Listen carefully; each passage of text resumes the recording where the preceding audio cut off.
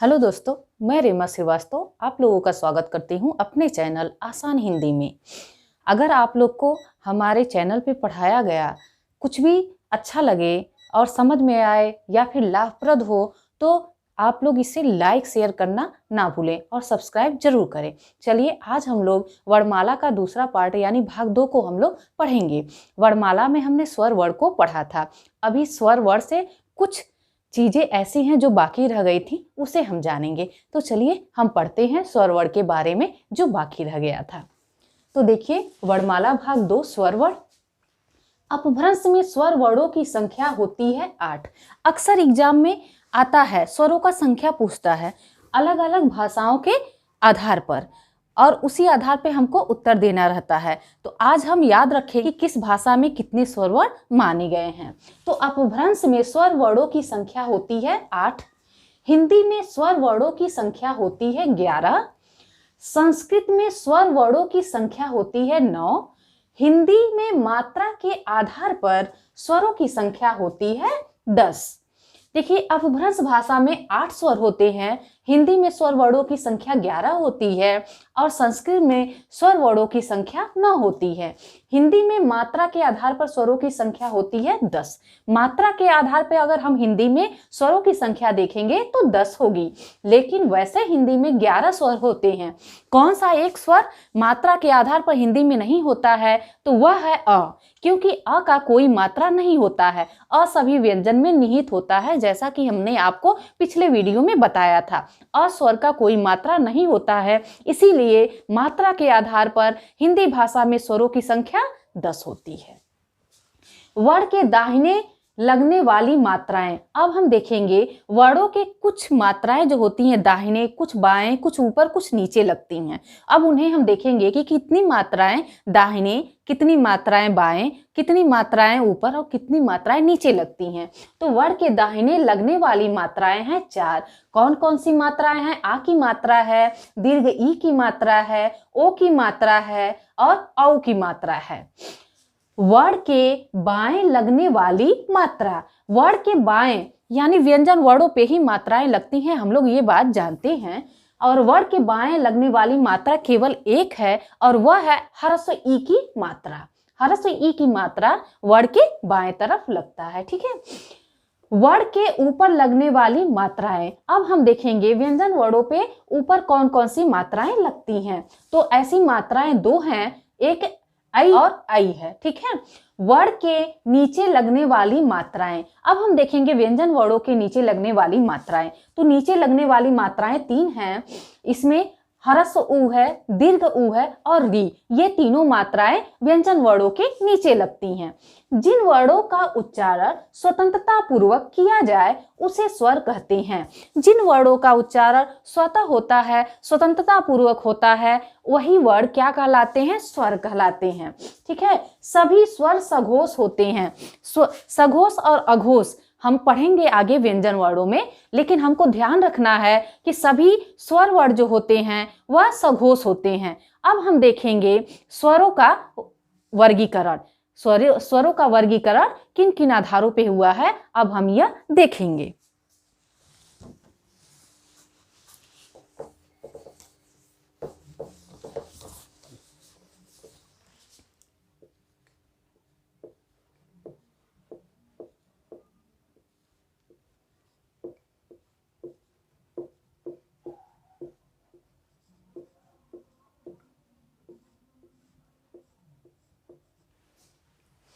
स्वरों का वर्गीकरण। देखिए स्वरों का वर्गीकरण पहले नंबर पे आता है उत्पत्ति के आधार पर। उत्पत्ति के आधार पर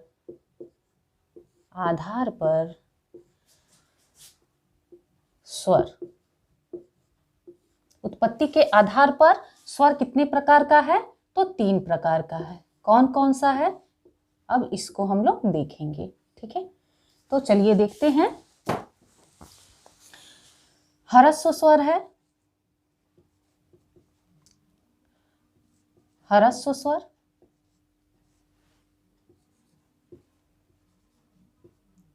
दीर्घ स्वर, और स्वर नहीं।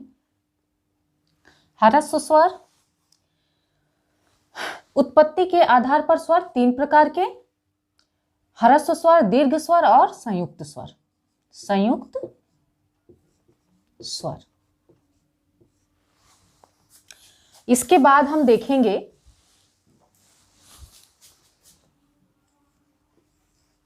उच्चारण समय के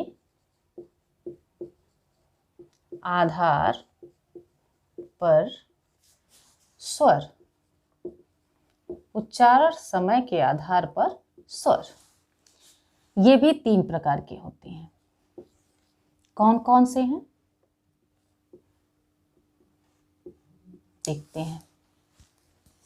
इसमें भी पहला हो जाएगा आपका ह्रस्व स्वर। ह्रस्व स्वर, दूसरा दीर्घ स्वर, दीर्घ स्वर, और तीसरा आपका हो जाएगा प्लुत स्वर। प्लुत स्वर। अब इसके बाद हम देखेंगे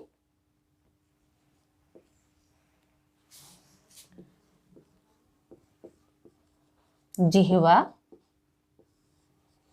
स्थान के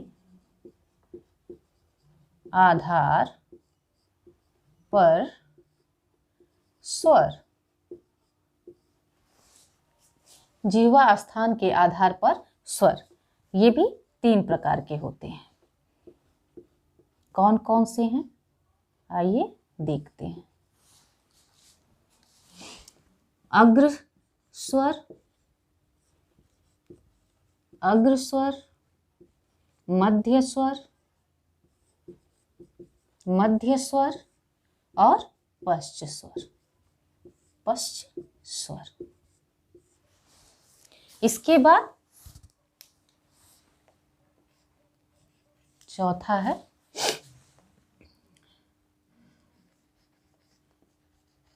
मुंह के आकार के आधार पर स्वर। मुंह के आकार के आधार पर स्वर। तो इसके दो भेद हैं, या ये दो प्रकार के हैं। कौन कौन से हैं देखते हैं। संवृत, संवृत और विवृत, और विवृत।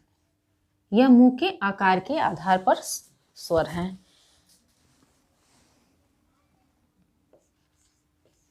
पांचवा भेद है होठ के आधार पर, होठ के आकार के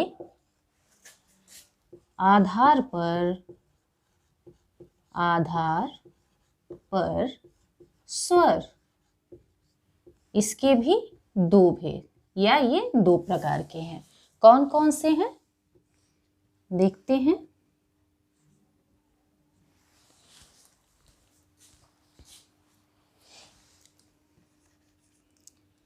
वृत्ताकार और अवृत्ताकार।